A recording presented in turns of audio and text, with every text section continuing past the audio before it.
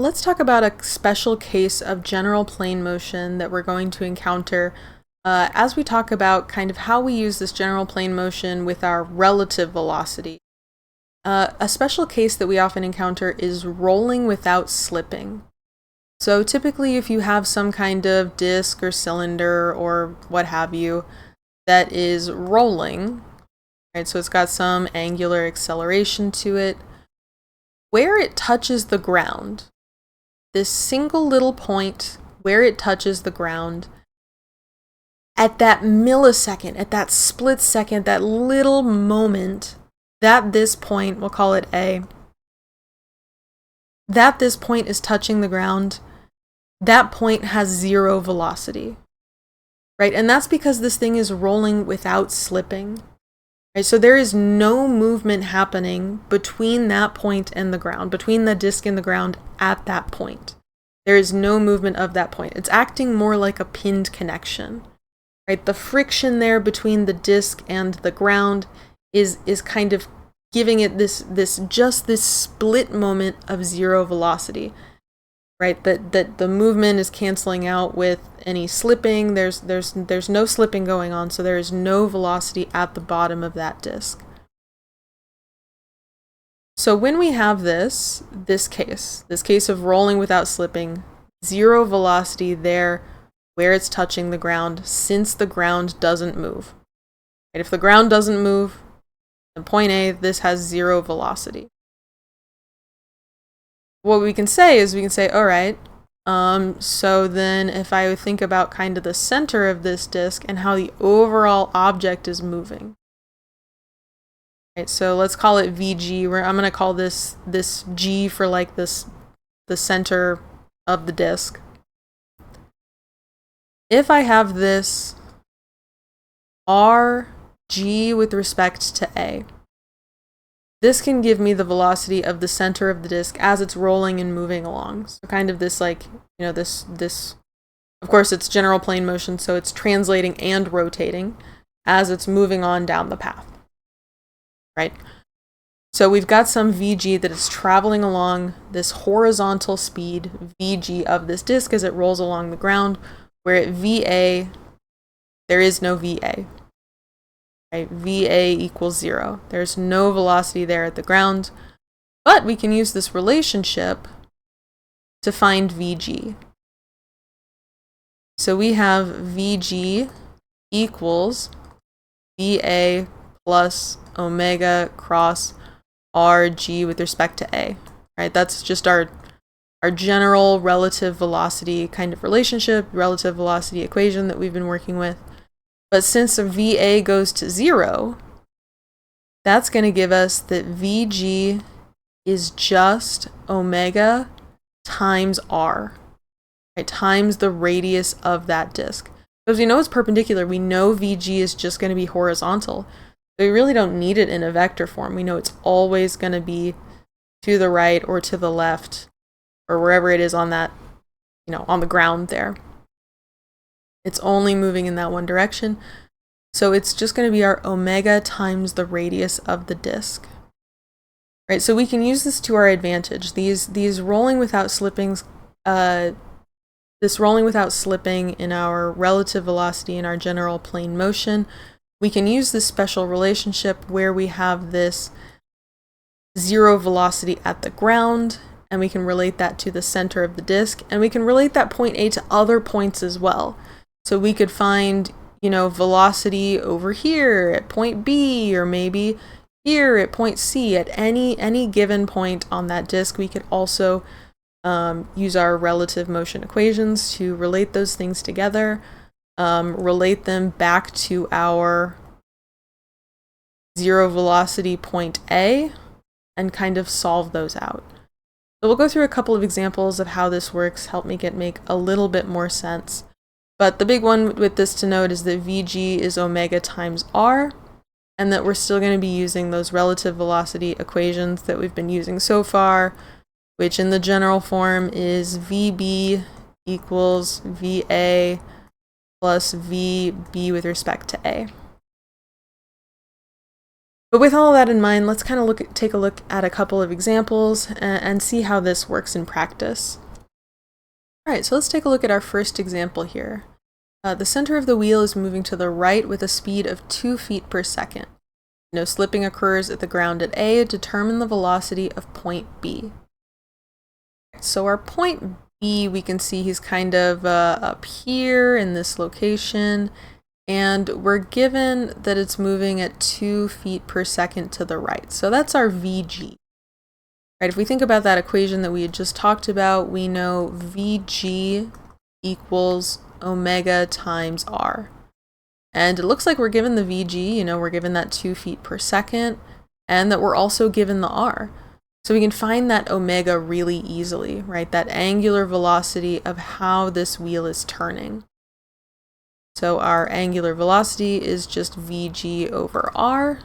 So 2 feet per second over 1.5 feet is going to give me an angular velocity of 1.33 radians per second. And then the way I'm going to approach finding that actual velocity at B there, right? Knowing this angular velocity is going to help me find that using our relative velocity equation. VB equals VA plus omega cross RB with respect to A. Right, I guess I skipped a step a little bit just blindly solving for my angular velocity, but I was doing it because I know that it's an ingredient that goes into the pot as I'm solving for VB, right? And so what I'm going to do is I'm actually going to use that point A down at the bottom as my reference point. So I'm going to use, as I've labeled, I'm going to use B and A. I'm not actually going to use the center point G for this. I will use A. And the reason I'm going to use A here is because I kind of want it to go away. Like, I want to use A just because I know A has 0 velocity. So that is it's immediately going to cancel out a term for me and make things just a little bit easier in that sense. So let me draw this on here. Draw this vector from A to B. Right, so that's our R, B with respect to A. I know that VA is 0. So this term is going to cancel out. And I'm trying to find my VB. So I know that my omega is 1.33 radians per second, and it is going in a clockwise fashion, which means it's a negative k value. So that's negative 1.33 k hat in the vector form. Now I just need that vector for R of B with respect to A. And so I can find that in each of these kind of distances here. That's not a good color for this. That's a little bit better. Not amazing, but better. And I can find each of my distances here by creating some relationships. So this distance is actually the same as this distance here with this 30-degree triangle that's been made. So my x component for R, B with respect to A, x component is just going to be 1.5. That's the length of my hypotenuse, since that's the overall radius. So I've got my 1.5. I know that I want to use cosine 30 here, since that's my adjacent. So 1.5 cosine 30 is my x component, or my I component. And then B with respect to A, the y component is going to be not only this sine portion, so 1.5 sine 30, but then I also need this entire distance here, which is just R. Right, so plus 1.5. That gives me this full y distance for our R of B with respect to A. The j component. So now I've got this negative 1.33 k hat cross product with, boy, I should have started somewhere with more room, but that's okay. 1.5 cosine 30 I hat. And both of these look like they're in the positive direction, so plus 1.5 plus 1.5 sine 30 j hat. And then I'm doing the cross product between the two of those, so, oh look, I gave myself way more room down here. So my VB, when I do that cross product, is going to give me negative 1.73 j hat plus 3 I hat. And that is in feet per second. So I could leave it like that because it just asks us to find the velocity of point B, but it's a little more common to give a magnitude. So I would just take the square root of the squares, right? Square root 1.73 squared plus 3 squared, so that I get a magnitude for my velocity of B of 3.46 feet per second. Right, and the direction of that is just going to be perpendicular to R of B with respect to A. So it's kind of like coming off about in that direction, which kind of matches our signs here, right? We expect a negative y and a positive x. So that's how we get our direction and our magnitude for that B with respect to A. So, I mean, really having that one little point where we have no velocity, right? That point A at the ground that has 0 velocity kind of helped simplify a lot of our calculations here. Let's go ahead and take a look at one more example. All right, one last example for you, and this one has just a little bit of a twist on it from the one we just saw. So now we've got a cylinder that rolls without slipping on the surface of a conveyor belt that moves at 2 feet per second. So we want to determine the velocity of point A, which we'll notice point A now is this guy that is on the side over here, and our point B is actually the guy who is on the conveyor belt, guy that is on the ground. The cylinder has a clockwise angular velocity of 15 radians per second at the instant shown. Right, so the real key here is that normally that point B, if it were just on solid ground, solid flat ground, it would have 0 velocity. But now the ground is moving, so it's going to share the same velocity as the ground. So when ground doesn't move, no velocity at point B. Your ground is moving, so ground is going to share the same velocity with B. So our VB, in this case, I kind of draw myself a little kinematic diagram over here, where I've got my VB matches the speed of the conveyor belt. 2 feet per second. We have that angular velocity of 15 radians per second clockwise. And then I want to find out my velocity at point A. So here's A over here. And I'm still going to relate everything to B as kind of this helpful neutral point. Since I know the velocity of B, it's going to be the easiest thing for me to relate stuff to. So I'm going to draw my... Everything is a little bit kind of backwards this time. This is R of A with respect to B.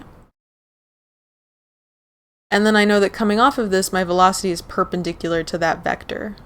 So VA is going to be something in that direction, right? Perpendicular to that R of A with respect to B. So now I'm just going to move through and do my regular relative velocity kind of setup here, where I have VA equals VB plus omega cross R of A with respect to B. I know the sign, like the lettering convention, is kind of flipped from how we usually see it, just because we're using B as the base point instead of A this time. But that's just this problem that's just a little bit different for this one. Always good to test your brain in kind of different ways. Think about things a little bit differently. Don't fall into the same traps all the time of thinking it has to be just one way. And we're finding VA here. So I know that VA has an X and a Y component, right? I'm going to break everything into my vectors as we usually do. So I have VA X component, I hat, plus VA Y component, J hat, equals my VB, and my VB is just 2 feet in the X direction, so that's 2 I hat, plus my omega. Since I have a clockwise angular velocity, it means I'm going to have a negative K value. So negative 15 K hat, cross product with this R, A, B, and each component here. Actually, this might be one of the easiest vectors we've ever had to find components of, because we'll notice the X component, the value is just the radius of the circle, as is the Y component. Right? It's just the radius of the circle there. So 0.5, and that is in the negative X direction, so negative 0.5 I hat. And then that J hat is in the positive direction, so plus 0.5 J hat. And then I'm going to go ahead and simplify this just a little bit. My left side of the equation stays the same. And then I have 2 I hat, and then it's my negative 15 K hat times negative 15 I hat. It's going to give me a positive 7.5 J hat, and the negative 15 K hat times 0.5 J hat is going to give me a positive 7.5 I hat. Then I'm going to go ahead and equate my I's, equate my J's. So for my I's, I have VAX equals 2 plus 7.5. That's pretty easy. My X component there is 9.5. And the units we had were feet per second. And then for those J hat components, VAY equals just 7.5. So then, of course, I can grab that magnitude if I want for VA. It's going to be square root of the squares. 7.5 squared plus 9.5 squared, take the square root. And we get VA is 12.1 feet per second. Right, with that direction being up and to the right, perpendicular to that RAB. VA is 12.1 feet per second. Right, so just different ways we can apply things, a little bit of a different outlook on our rolling without slipping. Just knowing that point where it hits the ground has 0 velocity unless the ground is moving.